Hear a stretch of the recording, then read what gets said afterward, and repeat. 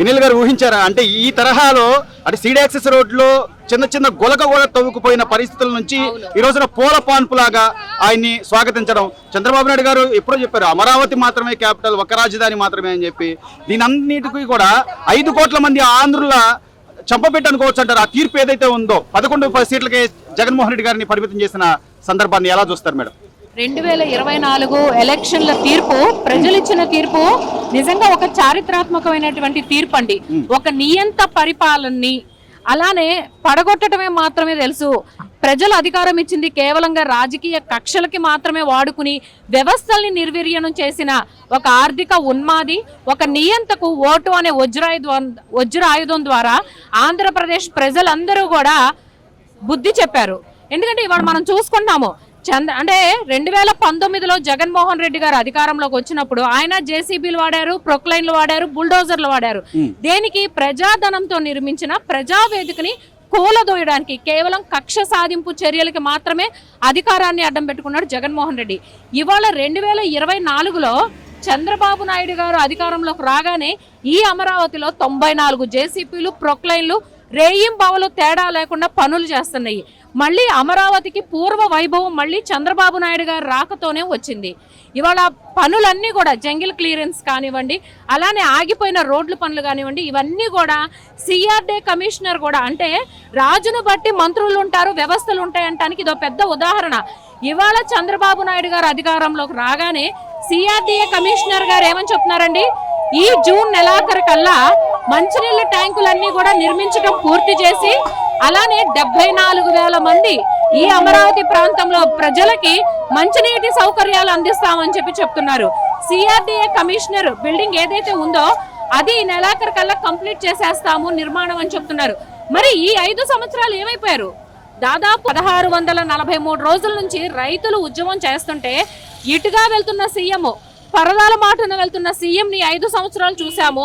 మొట్టమొదటిసారిగా ప్రజల కోసం, రాష్ట్ర అభివృద్ధి కోసం, భావితరాలకి బంగారు భవిష్యత్తు వేసే వ్యక్తి నారా చంద్రబాబు నాయుడు గారు. ఇవాళ సీఎం హోదాలో ఆయన అధికారం చేపట్టి మొదటి సంతకం ఇవాళ ఆంధ్రప్రదేశ్ యువతికి ఉద్యోగ నోటిఫికేషన్ డిఎస్సి మీద సైన్ చేయడానికి ముఖ్యమంత్రి హోదాలో మొట్టమొదటిసారిగా నారా చంద్రబాబు నాయుడు గారు సెక్రటేరియట్ సచివాలయానికి వెళ్తూ మీరు చూస్తూ ఉన్నారు, పూల వర్షం కురిపించారు రైతులు. ఈ 5 సంవత్సరాలు ప్రజలు ముఖ్యమంత్రిని పరదాల మాటను చూశారు.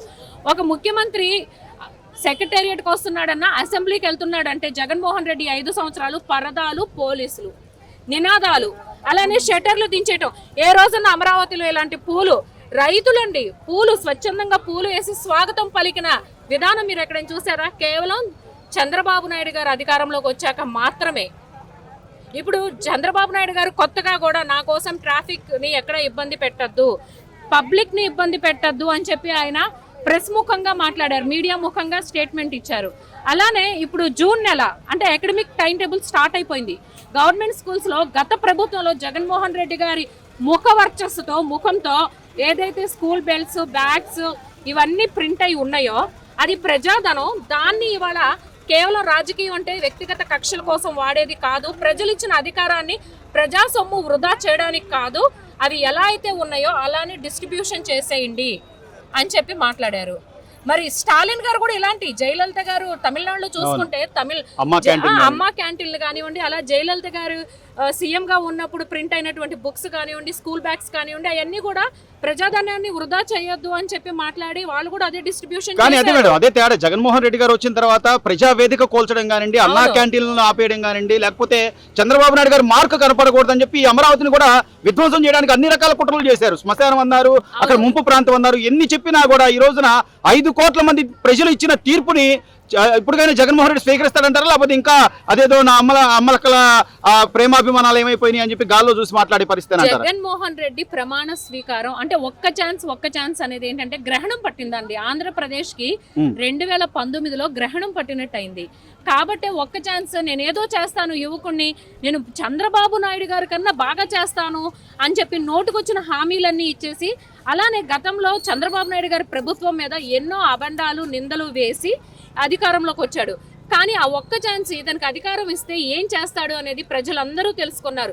ఈ 5 ఏళ్లలో ప్రతి ఒక్కరూ ప్రతి సెక్టర్ ఆఫ్ పీపుల్ రోడ్ల మీదే ఉన్నారండి. కాబట్టి వాళ్ళ ఓటు అనే వజ్రాయుధం ద్వారా అభివృద్ధి అని చెప్పి సంక్షేమం అని చెప్పి సంక్షోభంలోకి నెట్టేశాడు జగన్మోహన్ రెడ్డి. ప్రజలందరూ ఇది నమ్మారు కాబట్టే ఇవాళ తన మోసాల్ని గ్రహించారు కాబట్టి రాష్ట్ర అభివృద్ధి ప్రధాన ఎజెండా. సంక్షేమం అభివృద్ధి సమపాలంలో ఉంటేనే రాష్ట్ర అభివృద్ధి జరిగిద్ది అని చెప్పి ప్రజలందరూ ఓటు అనే ఆయుధం ద్వారా చెప్పుతో కొట్టినట్టు జగన్మోహన్ రెడ్డికి వైసీపీ పార్టీకి తీర్పునిచ్చారు. ఎందుకంటే 2019లో జగన్మోహన్ రెడ్డి గారు ప్రమాణ స్వీకారం చేయడానికి వెళ్తే ప్రకృతి కూడా తెలియజేసింది. 2019 వైసీపీ గెలుపు ఒక తీవ్ర తుఫాన్ లాంటిది ఆంధ్రప్రదేశ్ కి అని చెప్పి ప్రకృతి కూడా ఒక హెచ్చరిక ఇచ్చింది మనకి. నిన్న చంద్రబాబు నాయుడు గారు ప్రమాణ స్వీకారం చేస్తుంటే ప్రకృతి కూడా పులకించింది. ఎక్కడ ప్రజల్లో ఎటువంటి ఇబ్బందులు కలగకుండా ప్రకృతి కూడా పులకించింది. ఇవాళ ఆంధ్రప్రదేశ్ లో మళ్ళీ పండగ వాతావరణం, మళ్ళీ ఆంధ్రప్రదేశ్ కి స్వర్ణాంధ్రప్రదేశ్ గా తీర్చిదిద్దుకోవడానికి స్వర్ణ గడియలు, అమృత గడియలు వచ్చినాయి. శ్రీరామచంద్రమూర్తి లాంటి నారా చంద్రబాబు నాయుడు గారికి పట్టాభిషేకం జరిగింది.